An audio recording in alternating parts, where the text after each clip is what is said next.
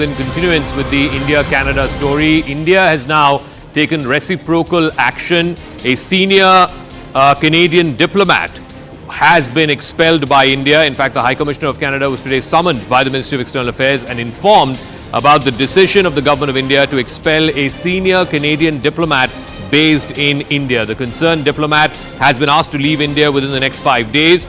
The decision reflects the Government of India's growing concern at the interference of Canadian diplomats in the internal matters of India and their involvement in anti-India activities. Let's try and see if we can go across to our reporters, either Siddhant or, of course, Abhishek Jha for that matter. But what we do know is that a senior Canadian diplomat has been asked to leave the country.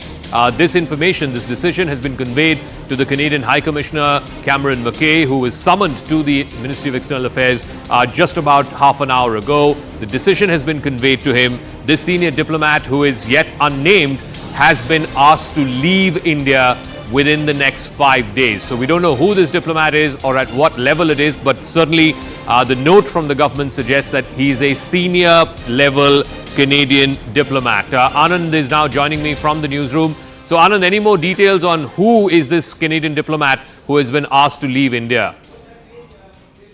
The diplomat has not been named. I'm just going to bring out the official communique that's been issued by the Ministry of External Affairs. This is the Ministry of External Affairs Government of India website.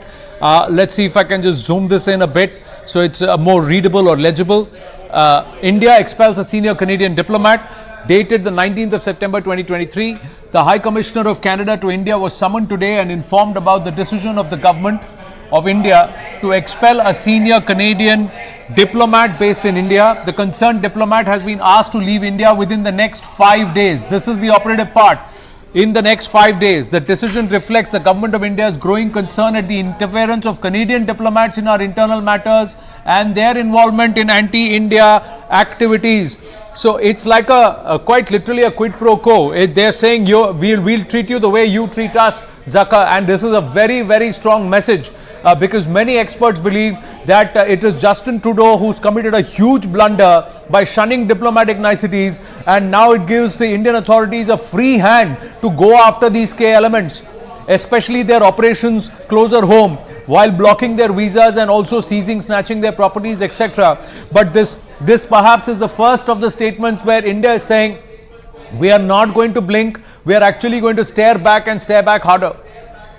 All right, Siddhant is also now joining us. Siddhant, so any more details you're picking up from MEA? These are pictures of the Canadian High Commissioner who was summoned at the South Block just moments ago, leaving the South Block. He was, of course, conveyed. The decision to expel this senior Canadian diplomat was conveyed to the High Commissioner, Cameron McKay. He will now have to convey that to this concerned diplomat, who will have to leave India within the next 5 days. So, Siddhant, what are you picking up from the MEA? Well, that's right, Zaka. And, body language says it all. Look at the body language of Cameron McKay at the time of entering the building of Ministry of External Affairs. And within 2 minutes, he was out of the building. So, whatever was conveyed to him, what was conveyed in the 2 minutes, and he was asked to return immediately. Now, we have been told by our sources that a senior diplomat at the Canadian High Commission in India will be expelled, and perhaps it's a quid pro quo that India is following, and the allegations are saying that the Canadian diplomat was interfering with the internal matters of India. Zaka, it's not India which has escalated this entire issue. Perhaps it is Canada which has escalated the entire issue.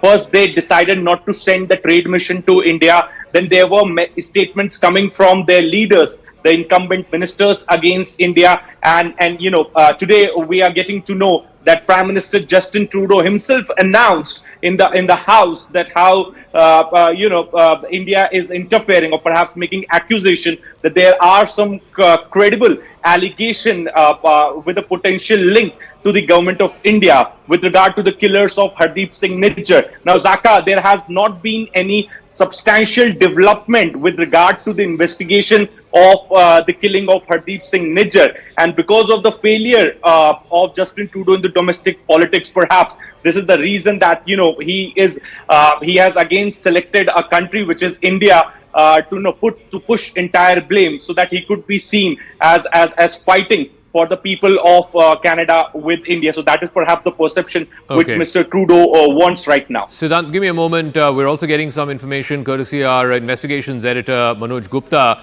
about some more details on the nature of the role that's played by this Canadian diplomat who is based in the High Commission here in New Delhi, who's now been asked to leave India within 5 days. Anand Narasimhan has more details on this. Any more further information you can share, Anand, on what is it that this diplomat did that now stands him expelled from this country? Well, this is the information that we have. Our grounds of the diplomat expulsions are very strong, and it has been in the authorities' mind for a long time. Like I said, Zaka, it is Justin Trudeau who's now committed a blunder by shunning the diplomatic niceties, giving India a free hand, saying the onus, it was all started by Justin Trudeau. What we are given to understand is that Indian authorities are very clear and convinced that this Canadian diplomat was involved in identifying many things, possibly including targets and also workers for top gangsters sitting in Canada. And the charges against this diplomat are very, very serious in nature. So the Indian authority is saying that we've been actually sitting on it for a while because we've been trying to be nice to Canada and saying we don't want to shun diplomatic niceties. But Justin Trudeau, perhaps because of political compulsions and his trailing ratings or falling ratings ahead of the elections, he's taken a hard stance against Bharat. But what has happened is we've just turned around and said we'll come back and hit you harder, and we've been waiting for it. You've allowed us the opportunity, and this is just the beginning. One gets the sense, Zaka, this is just the beginning, because there is a whole huge docket around Nijjar and his entire associates and his operations, and also their trails back on Indian soil. The crackdown will only get harder, and it will become increasingly difficult for these K elements to step onto Indian soil now. All right, Anand, we'll leave it at that.